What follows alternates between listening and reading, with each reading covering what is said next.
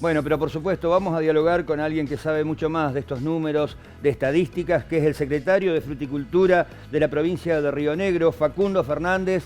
Gracias, Facundo, por la deferencia de atendernos una vez más y sobre todo para charlar de esto que es positivo, hablando de la estadística a nivel nacional, pero también ahora preocupa lo que se viene para el próximo año. Buenas tardes. Buenas tardes. Buenas tardes a todos. Bueno, por supuesto, estos números que mencionábamos, ¿es así como se viene la cosa? Sí, es así.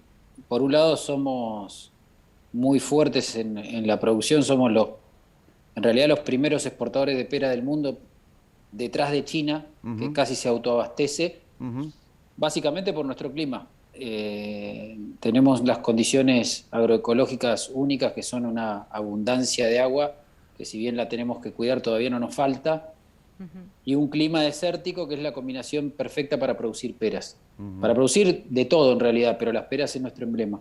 Y como bien decías, este año es un año castigado por el clima, por un clima que desgraciadamente llegó para quedarse, porque la situación de heladas y la situación de tormentas de granizo son cada vez más recurrentes, de la misma manera que está pasando en el resto del planeta. Nuestro valle no es la excepción, así que hay una merma por esta cuestión de accidentes climáticos que se va a manifestar y va a impactar en el valle este año, sin dudas.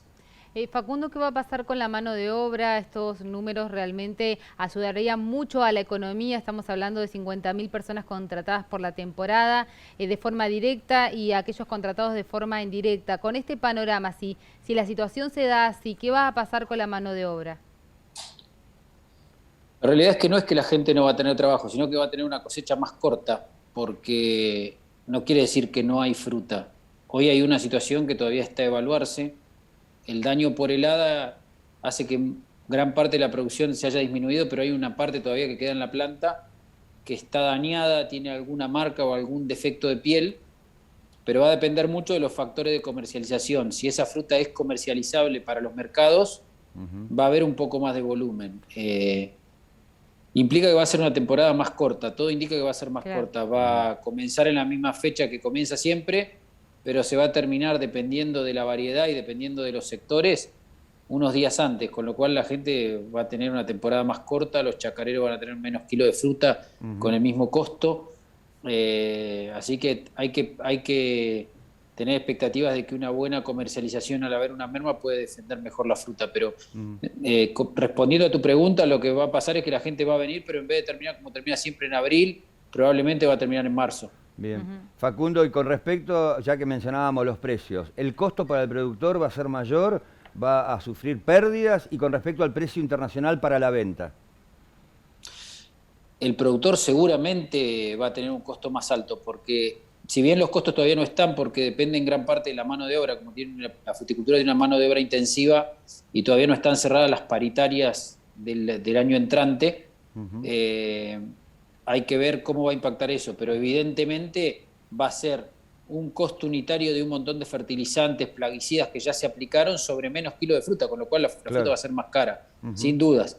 Y respecto de los mercados, nosotros estamos con un escenario que si tuviéramos fruta lo veríamos muy favorable, porque Europa también sufrió problemas climáticos en nuestro invierno, que es el verano de ellos, que le ocasionó una baja en su producción, con lo cual nosotros vamos a tener un mercado. Nuestros tres principales clientes son Brasil, Europa y Estados Unidos. Vamos a tener un mercado limpio para el comienzo de la pera, lo cual indica que los precios deberían ser buenos. Pero al nosotros tener mucha fruta que está dañada, hay que ver cómo se desenvuelve todo ese desempeño comercial y esa situación de ver hasta qué cantidad de defectos se pueden incluir de fruta en la caja para poder exportar. Por ejemplo, una pera que tiene una marca causada por el daño que produjo la helada temprana, si quien recibe la pera y el consumidor acepta esa pera, hay un porcentaje bastante más alto de fruta que puede exportarse. Y si no, va a haber un porcentaje mucho más alto de descarte que va a incrementar los costos y va a disminuir el volumen exportado o el volumen comercializado.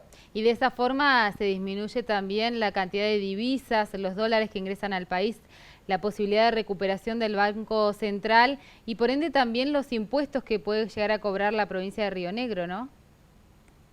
Sí, es correcto. De todas maneras, los impuestos que puede llegar a cobrar la provincia de Río Negro, por la cuestión de emergencia en helada, la provincia de Río Negro la semana siguiente a la helada que dañó gran parte de la producción, decretó la emergencia provincial agropecuaria, y eso implica que todos los impuestos para quien está en emergencia o en desastre se prorrogan, con lo cual de todas maneras ya no los iba a recibir, pero sí es malo para toda la cadena y para todo el complejo que haya menos producción, menos impuestos, menos ingreso para el productor, menos trabajo para la gente, menos transporte para el transportista, toda la cadena asociada sufre esa baja.